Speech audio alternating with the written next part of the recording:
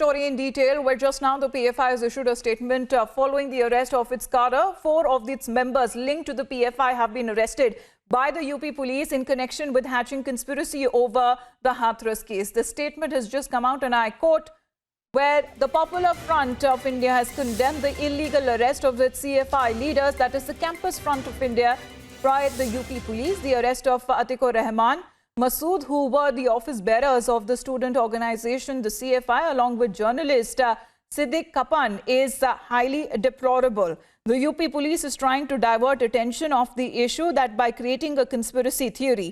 We'll go across to Jitendra, who will give us more details on this latest statement that has come out from PFI. Jitendra, बताया जा रहा है उन्होंने षड्यंत्र कहा है जहां तक ये अरेस्ट का सवाल है. 4 people who have been arrested in this case so far and they are owning up. वो मान रहे हैं कि ये PFI के मेंबर्स हैं.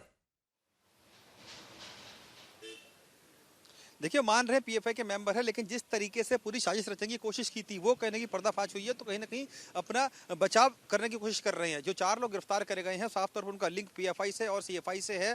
जो 4 लोग पकड़े गए मथुरा से पकड़े गए हैं. जब हमने पूरी छानबीन करने की कोशिश की तो साफ पता चला था कि उनके वीडियोज जो थे उनके पास ऐसी रिकॉर्डिंग्स थी और जो कुछ लिटरेचर ऐसा मिला है जिससे साफ हो रहा था कि ये कहीं ना कहीं इस पूरे क्षेत्र में दंगा भड़काने की कोशिश कर रहे थे. और तमाम लोग इनके साथ और भी थे. जो जिस रात ये पूरा काम हुआ है 29 तारीख को बताया गया है कि यहाँ पर तमाम लोग ऐसे आए थे जो बहुत संदिग्ध थे और इस क्षेत्र में, इस गांव के आसपास के क्षेत्र में आए थे और लोगों को भड़काने की कोशिश कर रहे थे. साथ ही साथ उनको ये कह रहे थे कि ये जो मामला है सीधा सीधा कहीं ना कहीं जातीय हिंसा से जुड़ना जरूरी है और यही कारण है कि उनको भड़काने की कोशिश कर रहे थे. और समय रहते हुए जो यूपी पुलिस ने उसका ये पर्दाफाश कर दिया है. 4 लोगों को मथुरा से गिरफ्तार किया था, जिसके बाद से पीएफआई की तरफ से ये स्टेटमेंट आया है जिसमें साफ तौर पर कह रहे हैं कि जो लॉ एंड ऑर्डर की स्थिति है वो पूरी तरीके से बिगड़ चुकी है और उनके जो लोग हैं उनको फंसाया जा रहा है. जबकि वो ये मान भी रहे हैं कि हाँ, उन्हीं के लोग हैं. आखिर सच्चाई पूरी तरीके से सामने आ रही है क्योंकि जो सबूत हैं वो अब सामने आना शुरू हो गए हैं.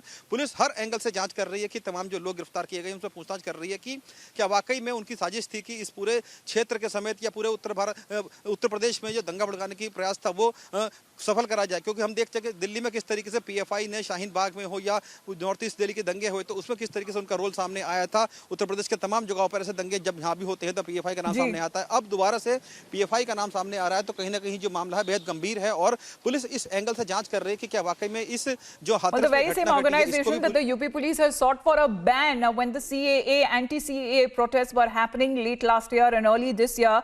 And with the 4 of these arrests that have taken place, the PFI is accepting now that these individuals belong to its student organization, which is the CFI. Thanks very much, Jitendra, for joining us. Let's get you more truth that has now been unraveling in the Hathras case. We have been giving out tapes, ground reports, eyewitnesses.